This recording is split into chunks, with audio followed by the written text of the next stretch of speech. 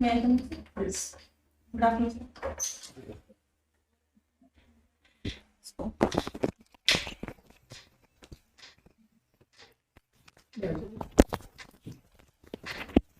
First of all, introduce yourself. Sir मेरा नाम अंजू शर्मा है। Please use your voice. Louder. That's why I'm giving you. मेरा नाम अंजू शर्मा है। मैं मुरादाबाद से बिलोंग करती हूँ और मैंने अपना बीए जो है वो बरेली यूनिवर्सिटी से क्लियर किया है और पोस्ट ग्रेजुएट जो है वो बरेली यूनिवर्सिटी से और राजश्री टंडन से English ये? मैंने बीए 2006 में किया है और एमए मैंने अपना 2012 में क्लियर किया है। Okay. Continue. और कुछ एजुकेशनल बैकग्राउंड में बताइए, अपनी स्ट्रेंथ, वीकनेस, पढ़ाई में क्या क्या आपकी मजबूती रहती है, इसके बारे में बताइए। स्ट्रेंथ क्या सर, मैं एजुकेशनल बैकग्राउंड में 10 ईयर्स से हूँ।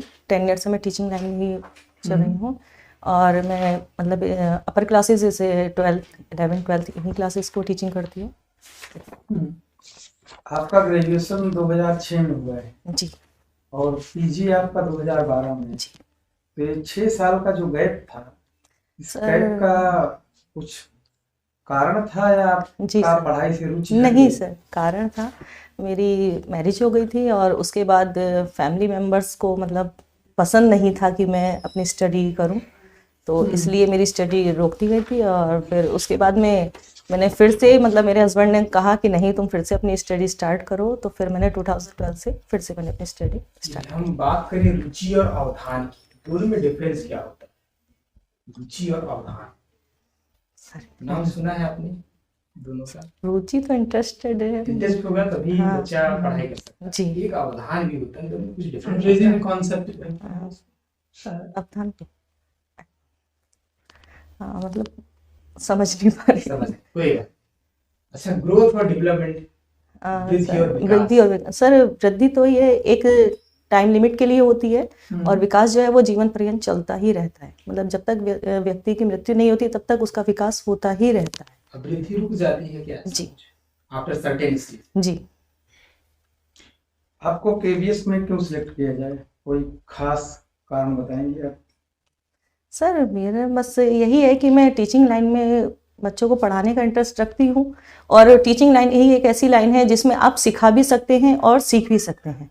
इसमें ये नहीं है कि हाँ आप केवल सिखाने के लिए जाएंगे, आपको बहुत कुछ सीखने को भी मिलेगा। आप बच्चों से सीख भी सकते हैं, बहुत सी चीज़ें होती हैं जो आप नहीं जानते लेकिन बच्चे आपको अच्छे से सिखा सकते हैं, तो इसलिए। क्लासरूम मैनेजमेंट के लिए 3 जरूरी तथ्य बताइए। सर, क्लासरूम मैनेजमेंट के लिए एक तो कुछ 3 चीजें जो आप क्लासरूम मैनेजमेंट में बेहतर करने के लिए ऐड कर सकती हैं। एक तो अपना मतलब लेसन प्लान ही जो होता है हम लोग का मेन, वो तो वही ठीक। है। और दूसरा हमारी जो टीचिंग मेथड है वो भी मेन होता है उसमें कि हम लोग को बच्चों को कैसे पढ़ाना है बच्चों को। और दूसरा होता है मतलब तीसरा कि बच्चों को नए तरीके से कैसे हम लोग सिखा सकते हैं, क्योंकि छोटे बच्चे होते हैं तो छोटे बच्चों को सिखाने के लिए उनको खेल के अनुसार सिखाना ज़्यादा बेटर होता है, क्योंकि बच्चे खेल में ज़्यादा अच्छे से सीखते हैं। डिसिप्लिन कैसे मेंटेन करें कक्षा में? सर, डिसिप्लिन मेंटेन करना तो वो अपने अकॉर्डिंग होता है कि आपको कक्षा के पहले बच्चों के बारे में जानना होता है कि हाँ बच्चों की क्या मेंटेलिटी है, वो किस अकॉर्डिंग वर्क कर रहे हैं, कैसे कर रहे हैं। और अगर आपको लग रहा है कि हाँ कोई बच्चा कुछ ज़्यादा इन डिसिप्लिन में रह रहा है तो फिर उसकी परेशानियों को जानना है कि क्यों वो ऐसा कर रहा है, उसके बाद में फिर उनको क्लियर करके तब आप पूरा डिसिप्लिन मेंटेन कर सकते हैं। अच्छा, मैं रस की बात करें तो इसमें जो हास्य रस, इसका स्थायी भाव क्या? हास्य होता है सर इसका स्थायी भाव। हास्य। जी। आप अपने टीचिंग प्लान में ऐसा क्या इंटरेस्टिंग चीज शामिल करना चाहती हैं जिससे बच्चों में इंटरेस्ट जग जाए और अच्छे से? टीएलएम के बारे में, ऐसे क्या टीएलएम्स यूज करेंगे? सर, मेन चीज़ ये होती है बच्चों को हम जाके बुक की ही सारी ऐसी थ्योरी पढ़ा दें तो बच्चे उसको इंटरेस्टेड नहीं पढ़ते। लेकिन टीचिंग लाइन में हम लोग को क्या होता है, जैसे हमारा हिंदी है तो काव्य है, अगर आप काव्य को थोड़ा सा गाकर लय में उसको बच्चे को समझाएंगे तो बच्चा बहुत अच्छे से समझ जाएगा। और बच्चे में मोस्टली क्या होता है, आप देखिएगा कि बच्चे को आप कुछ बुक पढ़ने के लिए दे दीजिए, वो उसको इतना नहीं समझेगा जितना वो टीवी में देखकर सॉन्ग को सुनकर सीख जाता है। बच्चे को टेबल याद नहीं होगा लेकिन वो सॉन्ग पूरा आपको सुना देगा। तो उसी तरीके से बच्चे का इंटरेस्ट जगाने के लिए अपनी टीचिंग में।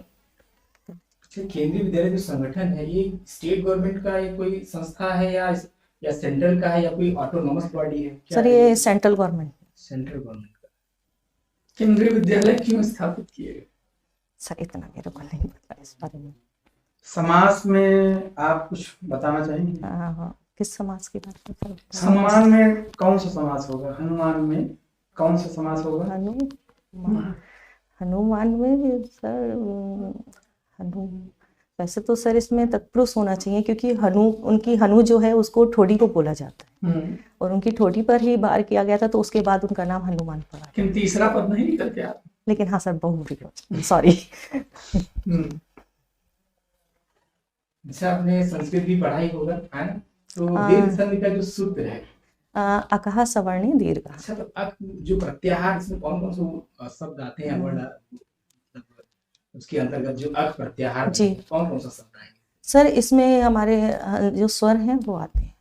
स्वर कितने स्वर कौन कौन से? अक में अक नहीं सर, हस्व स्वर जो रहते हैं। ये हमारा क्वेश्चन है कि अक प्रत्याहार में आने वाले जो शब्द होंगे, है ना सर, वो मैंने उसको इतना डीपली अभी पढ़ा नहीं है जी, क्योंकि मैंने माहेश्वर सूत्र आपको याद है? 14 माहेश्वर नहीं सर, क्योंकि मैं अभी कर रही हूँ, मैंने संस्कृत से अभी किया है क्लियर। अच्छा अच्छा। हाँ, नहीं, तो फिर भी माहेश्वर सूत्रों के रचनाकार उनके पाणिनि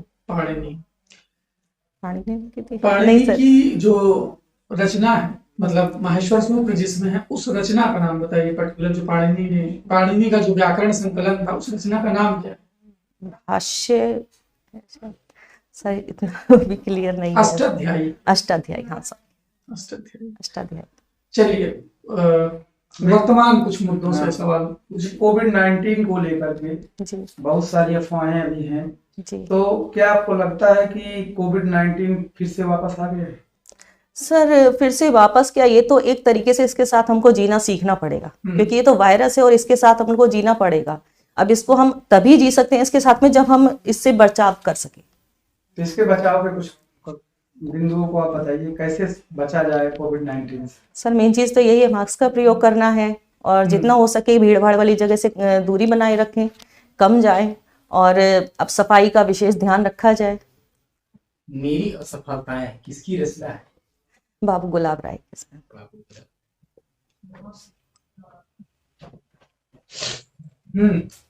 अच्छा, क्लासरूम में अगर कोई बच्चा मान लीजिए वंचित वर्ग का है, तो उसके लिए आपका क्या विषय ध्यान है? वंचित वर्ग, अपना कोई मजबूत विषय बता दीजिए कि किस विषय में आप बहुत ज्यादा स्ट्रेंथ है आपकी, मतलब सर क्लास में पढ़ाना हो तो काफी क्या पढ़ाएंगी क्लास में, मतलब कौन से विषय पर? मैं हिंदी, ड्राइंग यही पढ़ाती हूँ। हिंदी और ड्राइंग, चित्रकला। प्राइमरी रंग बताइए। प्राइमरी रंग सर लाल, नीला और पीला। पीला, लाल, नीला और हरा, सॉरी। हाँ ना, लाल नीला, लाल नीला हरा भी नहीं है, लाल ठीक है। पीले और नीले को मिलके ही तो हरा बनता है सर, लाल पीला और नीला ही तो है।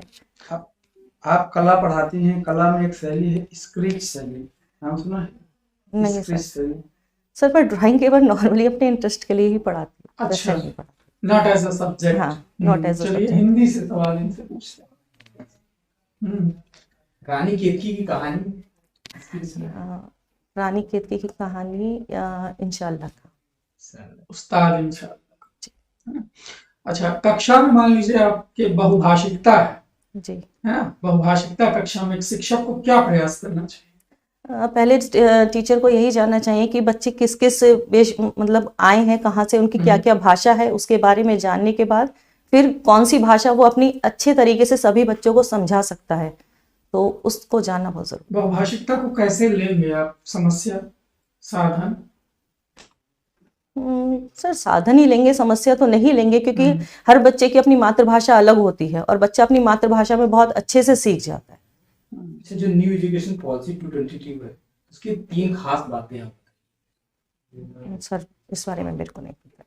अभी आपने पहले कहा कि बीच में आपकी जो पढ़ाई छूटी, इसमें परिवार का अहम रोल था, परिवार आपका नहीं चाहता था। हाँ सर, तो भविष्य में ऐसा भी तो हो सकता है कि आपके पति को भी ना पसंद हो कि आप टीचिंग लाइन में आए। नहीं सर, ऐसा नहीं है। नहीं सर, उन्होंने ही मेरे को सपोर्ट किया है और उन्होंने ही मेरे को आगे बढ़ाया है।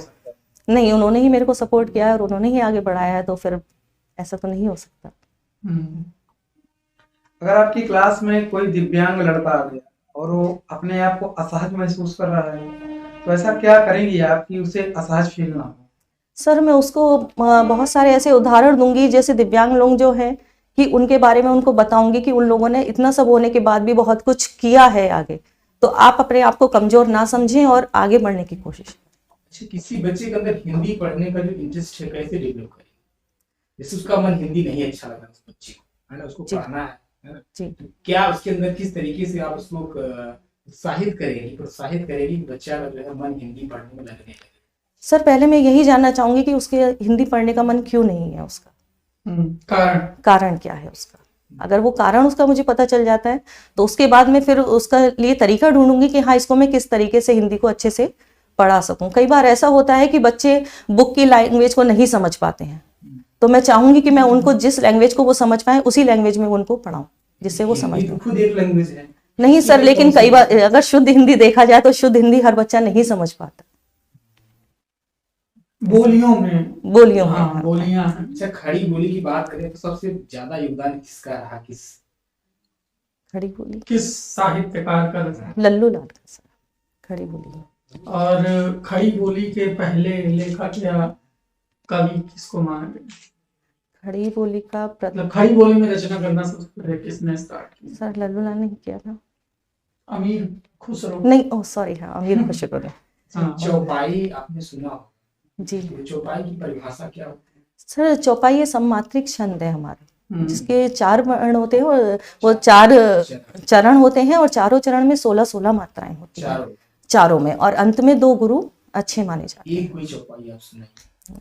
चौपाई मंगल भवन मंगलहारी द्रवहुस दशरथ अजर बिहारी दीन दयाल विविध संभारी हरऊ नाथमम संकट भारी। चौपाई और दोहा में क्या अंतर है? सर दोहा अर्ध सम्मात्रिक छंद है, उसके 4 चरण होते हैं, उसके प्रथम और तृतीय चरण में 13-13 और द्वितीय और चतुर्थ चरण में 11-11 मात्रा। अच्छा, जो रामचरितमानस लिखी गई किस भाषा में लिखी गई है? सर अवधी भाषा में लिखी गई है। अवधी भाषा। जी। कितने कांड हैं उसमें? 7 कांड हैं इसके। उसका सिस्टम पता है? पहला, दूसरा, तीसरा? सर सबसे पहले बाल कांड है, फिर अरण्य कांड है, उसके बाद में अयोध्या कांड है, फिर किष्किंधा कांड है, फिर सुंदर कांड है, और फिर लंका कांड है, और फिर उत्तर कांड है। इसमें सबसे बड़ा कांड कौन सा है? सर सबसे बड़ा कांड इसमें अरण्य कांड है। और सबसे छोटा? नहीं सॉरी, शायद मिस्टेक हुआ है, शायद सबसे छोटा अरण्य कांड है और सबसे बड़ा जो है वो कंफ्यूजन हो रहा है सर, सॉरी।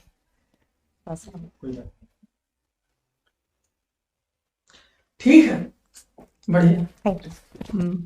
आपको इसका जो परिणाम है वो बता दिया जाएगा। ओवर एंड ऑल चीजों को थोड़ा सा पढ़िए, जो वो है उनको पढ़िए, है ना।